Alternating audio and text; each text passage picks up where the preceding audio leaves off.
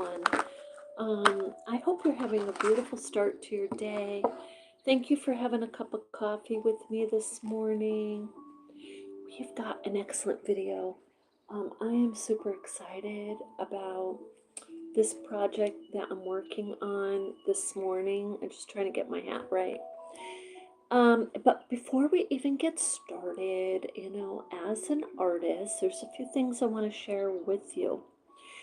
Um, Building my art career and my journey, I like to make notes. So I've kind of come up with a little system I will be sharing with you soon on how I make my notes. And then it will be available on Kindle for you because you're going to love it. Because for someone, which many artists are like this, they parallel ideas, so many of them at a time, that you really do want to try to capture them.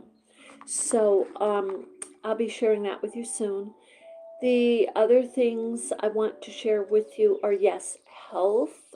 A while ago, someone had asked me to talk about health more, and it really was on Mella's vlog. But health of an artist, someone asked me here. So before we get started, and what we're doing today actually has a lot to do with health, the health of an artist, the artist's world. And my experience as an artist is energy, okay? Yes, physical, mental, emotional, spiritual, all of it. Many times my spiritual endeavors, what's putting absolute joy in my heart and spreading good messages and doing goodness for others, that totally overrides my physical. Like I could feel, like today I do feel really exhausted. I do. However, I feel also energized just by the thought that I'm going to do this video with you. Now, we're not just doing a video. I will be needle felting the Kodiak bear as we go, but we are first, before we can even do that, we need to talk about the anatomy, and we'll be doing that briefly, but we'll be doing that. So, and before we even do that, making sure that we eat right is huge. Many artists can kind of just get into this mode where they are just focusing on their whatever they're creating, and then kind of like me, just having that coffee, maybe not really eating, or maybe when you do eat, it's not good, so at the Black Cap Cafe, and I'm not an affiliate or anything, I would love to be, but I'm not an affiliate. Hi, Tori. How are you? How are you this morning? I know a Tori. This, I bought this at the Black Cap Cafe a few days ago, and I've been keeping it in a, in whatever this is called, right? The little plastic. Hi, yeah, good. That's good. I was going to say styrofoam, plastic ware. So this, I just want to show you. This is a granola bar. Now, you're probably saying, well, that doesn't make it healthy just because it's a granola bar. Hi, Mason. How are you? But check this out. There's cranberries in there. There's nuts. There's chocolate chunks, yes. There's honey. It's not made with sugar. It's made with honey. Oh, this is so good. I'm going to take a bite. Just to get me through this video with you and to share with you. Oh, guess what? It's good. You know what else is in here? Peanut butter. Now, guess how much do you think this cost? It was about twice the size of that.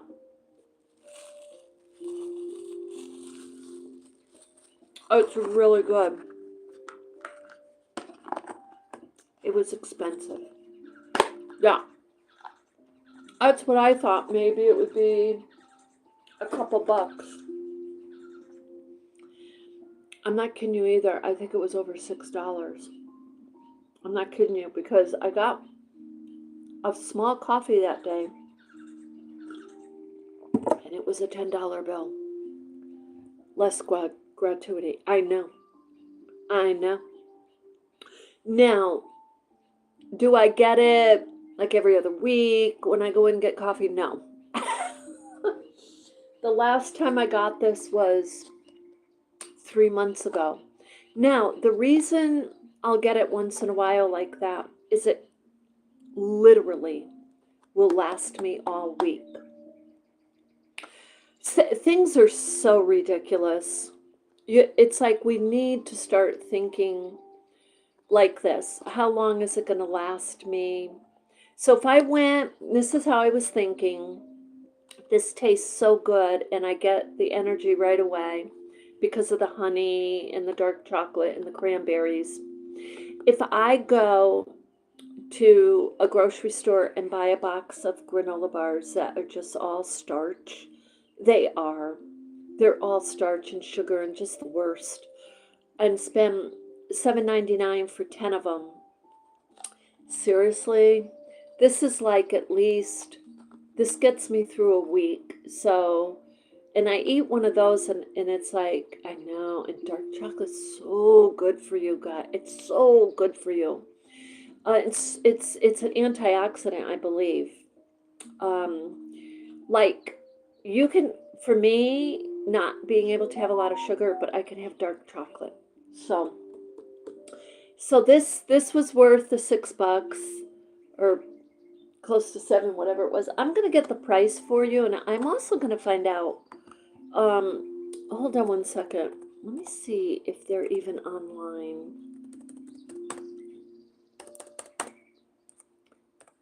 Now, I pulled up some things specific for you today.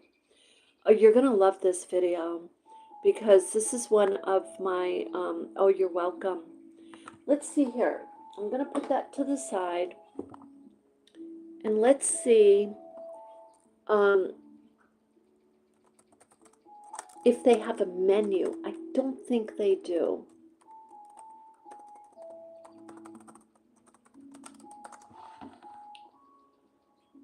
Let's see, it has I'll show you the picture of it. Oh, they do have a website. Okay, let's check that out. Okay, so they do catering. Let's see if they show their bakery. So this is, I'm just going to unplug this for now. This is where I get, this is called, it's very simple, Black Cap Coffee Bakery. So let's see if they show what their bakery looks like, because it's really good. Okay, they show the inside.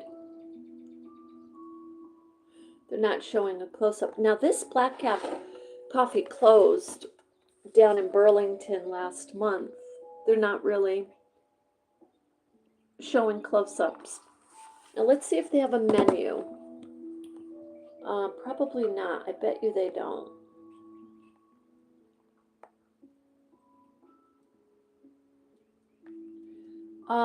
No, but you can they're in Stowe, Vermont, Morrisville, Vermont, and Waterbury, Vermont. So they're on Facebook and Instagram, so check them out. And yeah, it doesn't give the prices, but let me tell you, let me read this menu just so you have an idea. So they have coffee, tea, and other, and their famous maple latte. Oh, are they leaving the site here? Oh, sorry. Yeah, because I chat for a few minutes, that's why. But this is how I do it. This is how I kind of connect to you, who I am. Okay. So for food, they have fresh pastries, made to order breakfast sandwiches, and a lunch menu, including vegan options. So as an artist, eating and kind of nibbling on the fresh vegetables and fruits during the day, and I do. I have frozen strawberries, and I have cucumbers, and I have some of that when I'm having my coffee for good energy. And then they have other some artist products in there. And okay, so that's the Black Cap Cafe. So in this video, this is a project that I am working on. This is the Kodiak bear. We were talking about this bear yesterday on another channel. We were talking about him on Vermont Sun and Shade. We got to go over the anatomy because I'm just beginning the needle felting of him. I've already needle felted this bear, so I already know the anatomy. So, but I'm going to just kind of pull it up, and then we're going to talk about what I mean by the spirit animals and how I like to focus on them. And when I do a make and sell, I really like to be able to share what the spiritual meaning is, or what the symbol is of this animal. Okay. So if you're a needle felter and you're going to, anything that you're going to needle felt in the animal world, or I would highly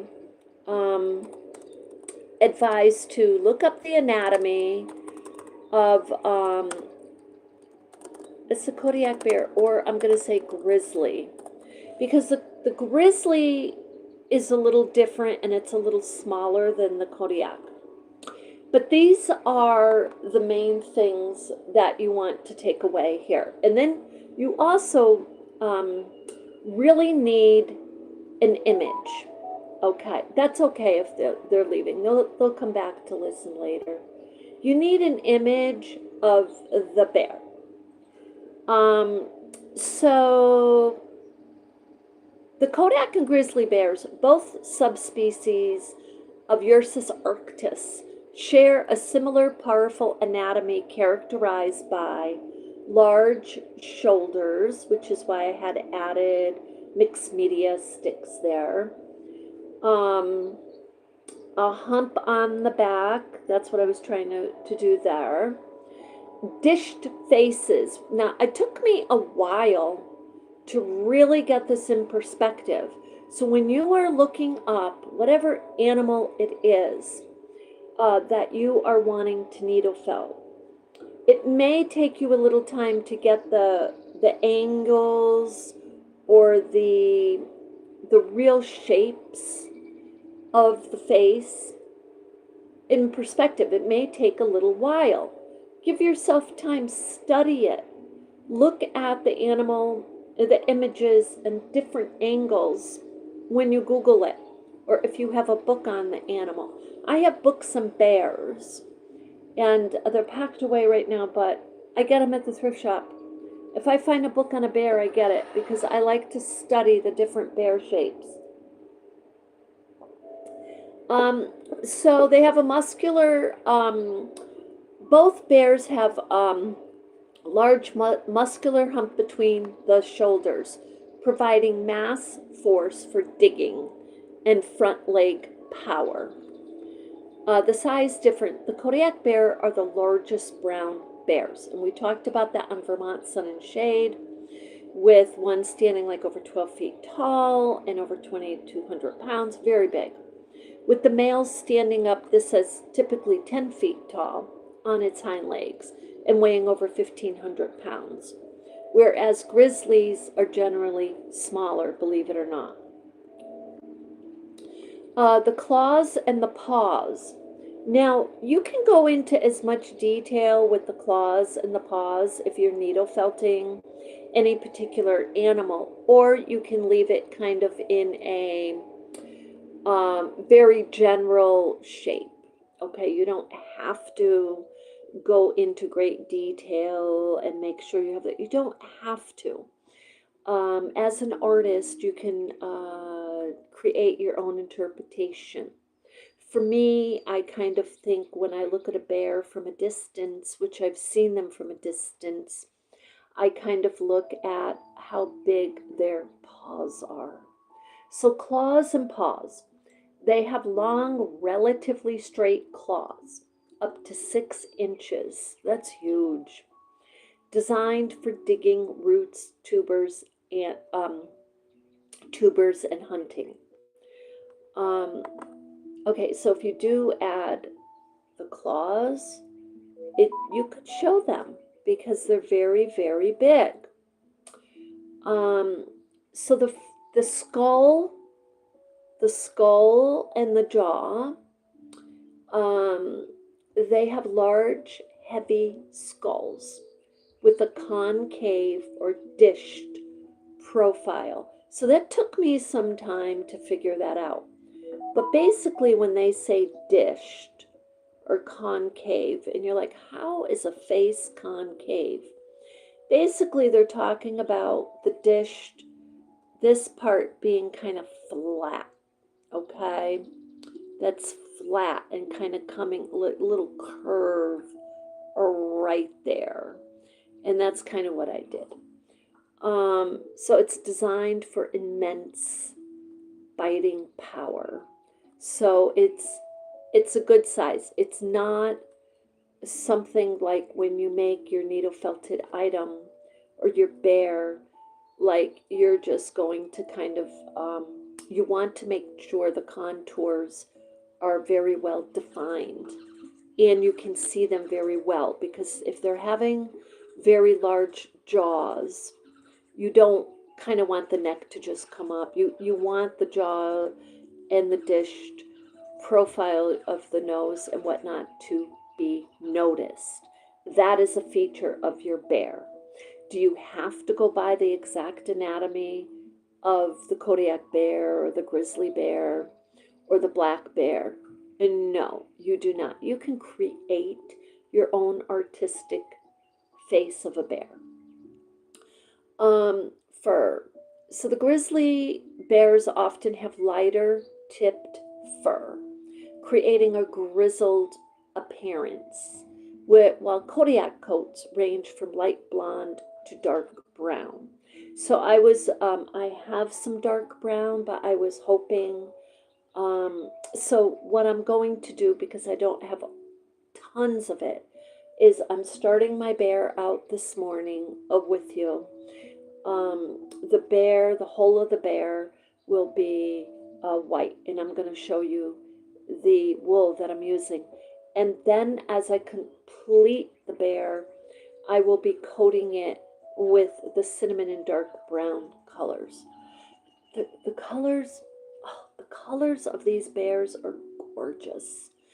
And when you get blonde or cinnamon or brown or ash color charcoal from a sheep's wool, it's just phenomenal. It's absolutely gorgeous.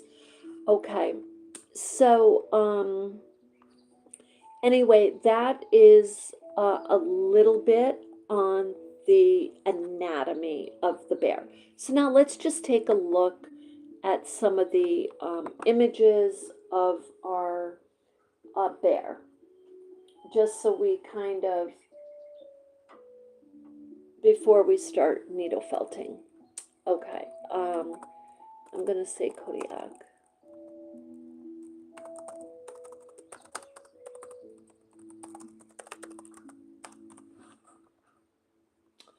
Okay, so here's the images. I'm going to put my coffee over here. Oh, and this is why I do the chat, by the way. I forgot something, and I do want to show you this.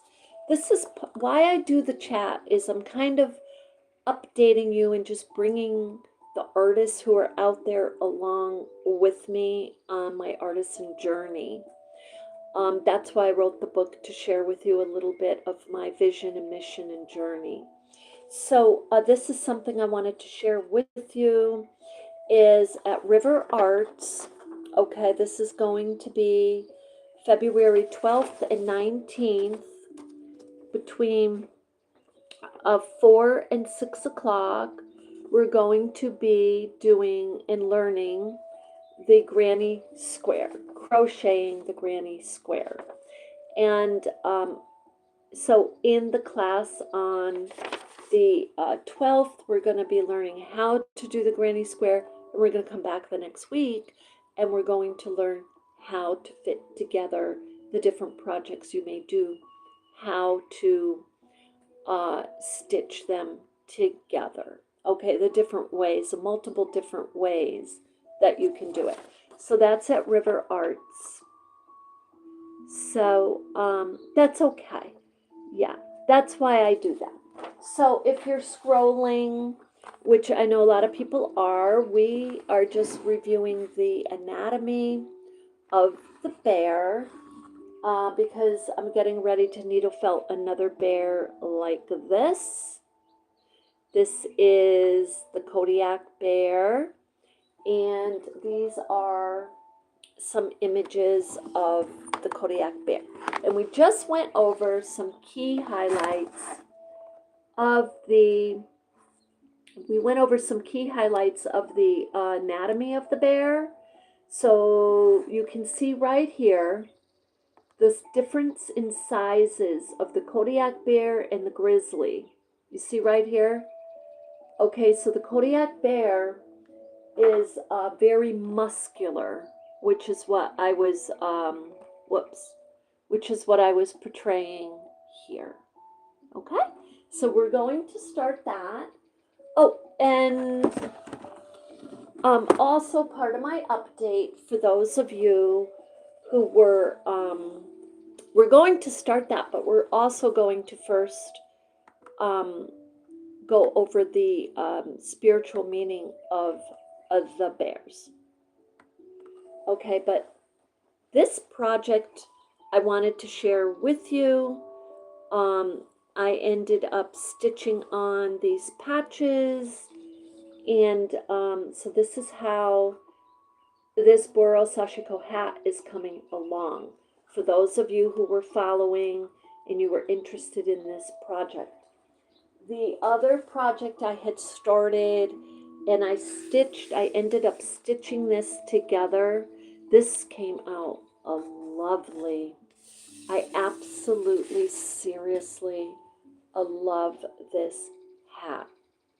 I love it. So, okay. That's how that mixed fiber hat is coming out. Again, it's WIP. We're going to be getting back. I will show you this once I have my sashiko stitches in it. Okay. So with that, everyone, the spiritual meaning of the bear, for me anyway, is highly significant as I create these pieces. Now I am going to some specific sites. I'm not using AI because I looked at AI and a lot of it is kind of missing some things. So we're going to read this. It's called Spirit Animal. So the symbol of the bear represents power and wildness. Okay, so very first thing. It represents the untamed primal forces of nature and the raw, unbridled energy. That is what's so beautiful about wildlife, and looking at it and trying to figure out what it represents. And you know, Buddhists will study a particular animal or flower and figure out what they're learning from it. But the bear has a deeper, more spiritual meaning, a guide to a dormant emotional, intellectual resources. So the symbolism of the bear, the positive symbolism of the bear, is strength and confidence, protective power, courage, motherly love and care, healing and protection, affinity with solitude and introspection, and grounding. And by the way, this is referenced spiritanimal.com or .info. Now, depending on the context, and so the negative meanings, and you want to take the negative as a learning platform, in my opinion. That's how I always take it. But the symbology could be aggressiveness, a territorial, unreliable, or unstable relationships, overwhelming presence of emotions, being slow to change or adapt or fear. So many times for us in our time and space and where we are in our life, we need to focus on the whatever it is. Maybe you saw 3 bears in a day. Maybe you didn't see them live, but you saw the images of the bears. For example, you saw a bear on the TV, and then you got a card in the mail and it was a bear, and then you kind of went on to your internet and there's in your email there's a bear. So you look at where you are in the intersection of your own life on your path and what that could mean to you. Are you experiencing in your own life some overwhelming emotional things? And in my view, what I do is, if that's the case, I always look at the bear as not necessarily a warning, but a symbol of, okay, I've got all this going on. What can I pull from the image of the bear, of the presence or the energy of that bear, to help my life, to help me on this earthen journey? And it's usually strength and confidence. It could be courage, you know what I mean? It could be grounding. Maybe you need to get a little more grounded. If the negative is overwhelming emotion, what steps can you take to be grounded? So that's something of the bear. The spirit animals, in my opinion, it's a very real way to help us along our paths. So this talks a little bit more about the bear. The bear is an awe-inspiring creature whose presence evokes respect and admiration. Animal of the forest and solid anchored to the ground. It reminds us to stay connected to ourselves and the earth. And in the artistic world, I'm just going to say, as an artist, it is very easy to kind of, at times, depending how many projects you're working on, to not be so grounded, but to kind of be here and there and everywhere.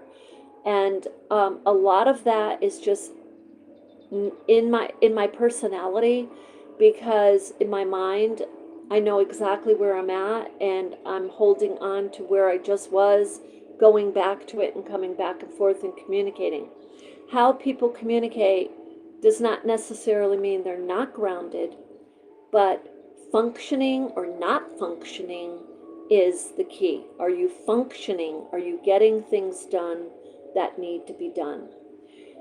Animal of the forest, so it's anchored, like an anchor on the ground, and it reminds us to stay connected to ourselves and the earth. I just want to repeat that. It illustrates the delicate balance between being protective of one's own interests and reacting overly aggressively, retreating within, and or daring to go outside of the comfort zone, reconciling our needs with the needs of others, and acknowledging the importance of self-care.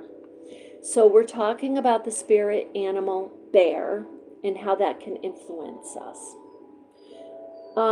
It further says, an energetic and expansive force, the bear spirit animal, invites us to comfort our fears, and test our boundaries and heed its message. A potent symbol of the bear of power and strength, it pushes us to be bold, confident, and courageous in seeking new experiences.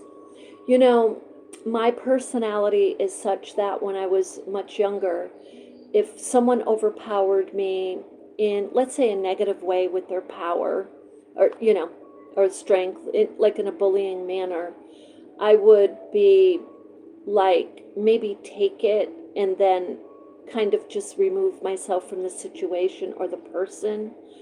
And now I'm like, why am I always removing myself? If someone is being, in my opinion, a little too assertive, maybe a little too aggressive, maybe even unreasonable, I say something. I'm like, are you demanding me to do something that is totally not in the realm of whether it be my schedule, my needs, or my wants? Because if that's what you're saying to me, then I'm saying to you no. And it's okay to do that. It's okay to speak up. Do it in a civil manner, but let them know maybe not everyone is on the same page you're on. That type of deal. Okay. So get your confidence. Use the spirit animal, the bear, to really take a look at that part of you, your empowerment and your confidence. Okay, so that's basically the bear, the spirit animal of the bear. When I see the bear, the very first things I think of are strength, empowerment, confidence. And I was taught early on in life, it could also heed a warning. So be courageous. Get your courage out and exercise that in situations that you need and you deserve. Okay, so with that, what I'm going to do for me is I pretty much made the bear already, but what I like to do is bring up an image of a bear or multiple images. And what I do, just to give you an idea, is I may keep I will study these images, but I'll also keep it kind of in front of me for a little bit. And I keep studying the images I like. So for this particular one, I really like the side view. That gives me a really good idea on the volume of the body compared to the head, and then the hump of the shoulders, the length of the legs, like gives me a good perspective. This picture over here is not going to give me a really good perspective, but it gives me a little bit more of an idea that in the middle there's a little concave also, not just on the nose, but in the middle, and then the rump is very large. So that's kind of how I start to study my bears. Now, when I start my needle felting, and I'm just going to go like this here, I'm just going to bring you along with me how I do it. I just have some wool here, and I've splayed it so I can see through it pretty good. I've been needle felting and layered it a tiny bit. I want to kind of bring this to a point where I can start shaping it and then adding to it. So I just put it down here. I'm doing the jabs up and down directly. And for those of you who do not know, and then I pick it up and turn it. I want to get all of my needle felting, all of the piece included in my needle felting. And when I'm doing, this is a little bit different. This is 3D. When I'm working a flat piece and I'm working on one side and designing one side, yes, I'll pick it up to make sure the fibers are going through. When I'm working on 3D on a piece of sculpture, I turn it all the way around and work both sides. So that's just a tip I want to share with you. And I'm just going ahead and I'm going to shape the body part of the bear just to give you an idea of where I begin. So that will just take another few minutes. It will take a few minutes just to show you kind of the body that I am shaping, but it's going to take me hours to actually create the piece.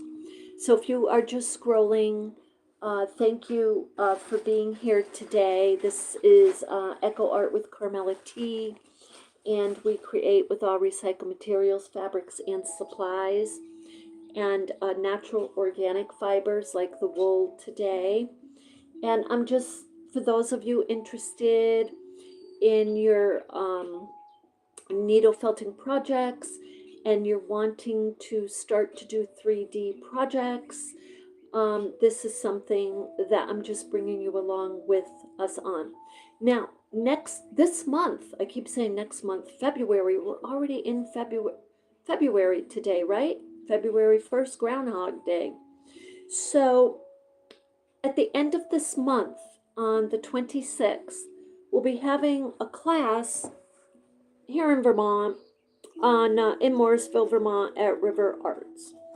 So it will be on a very small scale, but it will be a 3D sculpture. It will be very simplistic. It will be for beginners. If you have some experience with the needle felting, that's wonderful. If you do not, that's okay. We'll bring you along in that class. So, and that's going to be starting at 4 o'clock on the 26th. So they do have financial aid also. They have financial assistance. So if you want to take the class and you're just a little bit shy of the cost, ask them about it.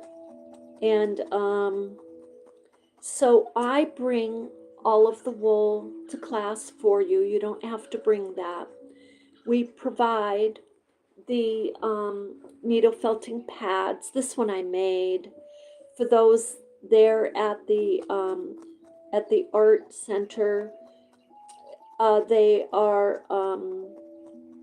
very nice pads, and they're bought, and so they're very, very nice. The pads stay there after class, but we do give you a felting needle.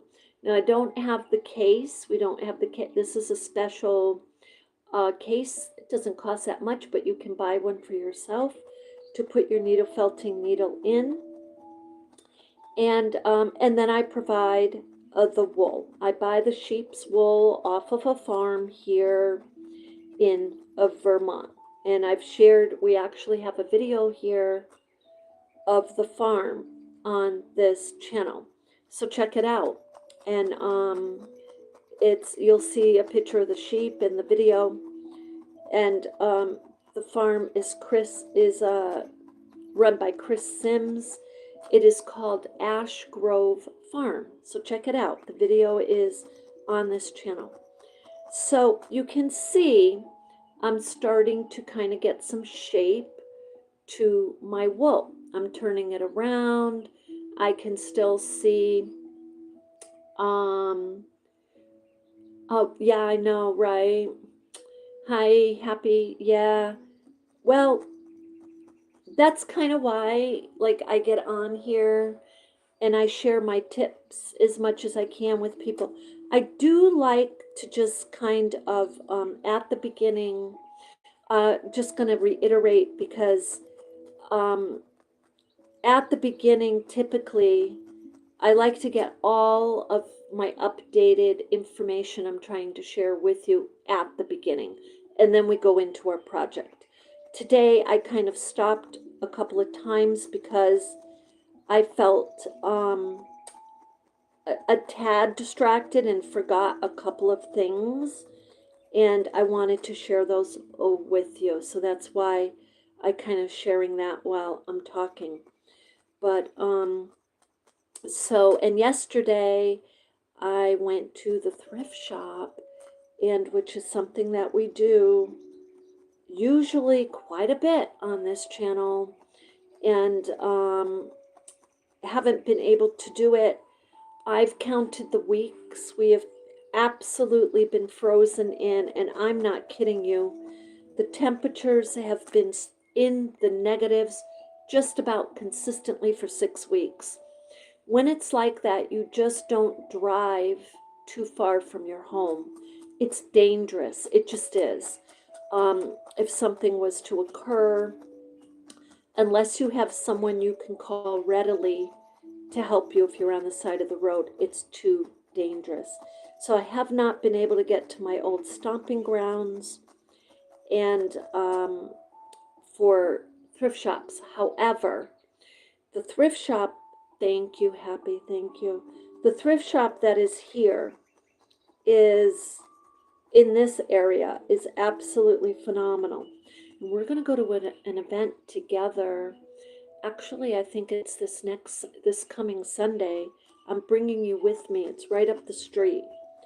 It's called a reverse, and I believe I did share it with you. It's called a reverse craft show. And what that means is the artists are bringing their own supplies and materials and craft equipment and whatever it is and selling it. So, things that they just don't want, they're bringing to this craft fair. So I'm super, super excited about it because there's no way I'm setting up a table. I need everything I have here. But if I can find maybe some more supplies for my Boro Sashiko inspired projects, my needle felting, and my branch art. We haven't even touched upon that. Yeah. Gonna bring you with me on that. We'll look at the different tables and see what the different artists have. It may inspire you. So this is how this is coming out. I want to show you. Now, this is getting to the point where it's definitely solid enough for me to start folding it and in different ways like this, because I'm creating a 3D figure. I'm creating the Kodiak bear. The Kodiak bear is found very close to Vermont. That's why I want to make the Kodiak bear. We have the black bear here in Vermont, and yes, I will needle felt a black bear also. But this one, I'm going to say I don't want to go any bigger than this for the body size. You see how I just kind of made it? It could be a perfect circle you made, it could be a square, whatever you're making, but it's got to be a piece of needle felted fabric that is well enough together that you can start fold it. I could fold it like this, kind of cylinder like that. Okay. I'm just going to hold it up to my bear because I am being conscious of size. I already know that this might be a little too big. Yeah. But it's going to be in the area. So I'm going to start, I want the center to be nice and solid, okay? So I'm starting to needle felt this centered together. And so you can see there, the white wool is very much the same color as this polyester batting pad that I'm working on. And I made the pad from a pillow. And, oh no, this particular batting actually was gifted to me by my family member who was taking apart some a mattress, a quilt, something like that, and gave them to me, knowing that I make these pads. So I'm folding this a couple of times. I want to get a little bit more thickness because I am going to be creating my 3D. My sculpture is 3D. Okay.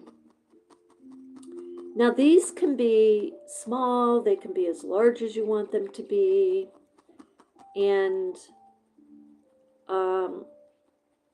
these, again, as I say all the time on this channel. So this is the shape coming along of my bear. This is not of the head. This is of the neck. Okay, you see it? It's wider in the back. You can see the shape coming along. It's wide.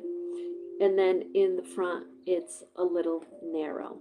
So anyway, I just wanted to bring you along with me this morning. And I do apologize if I was a little distracted and kind of forgetting a couple little things. There was a lot of texting going on there, and I was trying to accommodate that also. And so with that, I hope that if you have any questions and you are needle felting, just ask me and I'm happy to answer. So this is the body, the beginning of our Kodiak bear. I will be back later to show you the when we're ready to put the fur on our Kodiak bear. So with that, and that will probably be today because I'm just going to sit here and work on this. You have an absolutely beautiful morning. I send you love and light and thank you for being with me.